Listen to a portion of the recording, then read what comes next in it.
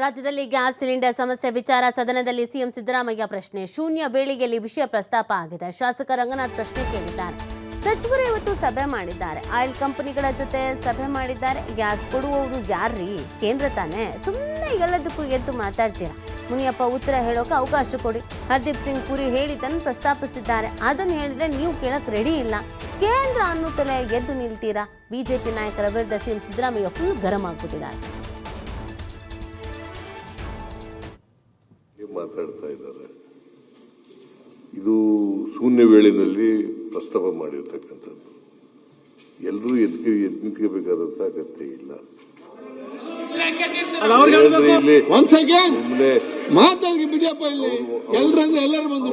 ಪ್ರಸ್ತಾಪ ಮಾಡಿರೋರು ಅವರು, ಉತ್ತರ ಕೊಡಬೇಕಾಗಿರೋರು ಫುಡ್ ಮಿನಿಸ್ಟರ್. ಇವತ್ತೇ ಮೀಟಿಂಗ್ ಮಾಡಿದ್ದಾರೆ.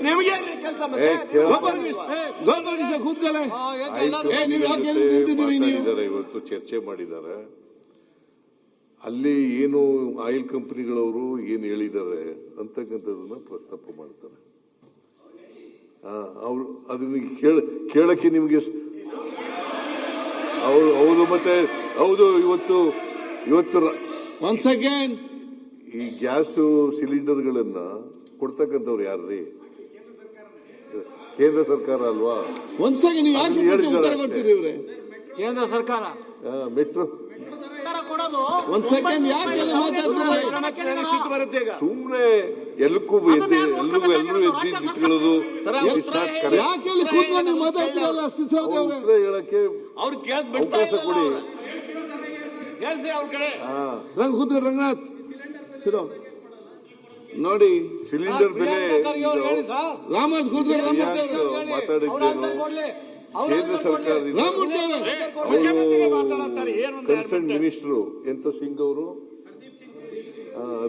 ಹರ್ದೀಪ್ ಸಿಂಗ್ ಪುರಿ ಅವರು ಹೇಳಿರ್ತಕ್ಕಂಥದನ್ನ ಪ್ರಸ್ತಾಪ ಮಾಡಿದ್ರು. ಅದನ್ನ ಕೇಳಕ್ಕೆ ನಿಮ್ಗೆ ವ್ಯೈಧಾನ ಇಲ್ಲ. ಒಬ್ಬರು ಮಾತಾಡಿಯಪ್ಪ, ಯಾಕೆ ಇವೆಲ್ಲ ಪತ್ರಿಕೆಲೆಲ್ಲ ಬಂದಿದೆ. ಸದನದಲ್ಲಿ ಹೇಳಿದ್ರು. ಸರ್, ಜಗತ್ತಿಗೆ ಬಂದಂತ ಪರಿಸ್ಥಿತಿ ಕೇಂದ್ರ ಸರ್ಕಾರ ನಾವೆಲ್ಲರೂ ನಡ್ಕೊಳ್ಬೇಕು. ಕೇಂದ್ರ ಸರ್ಕಾರ ಗ್ಯಾಸ್ ಸಿಲಿಂಡರ್ ಸಪ್ಲೈ ಮಾಡೋರು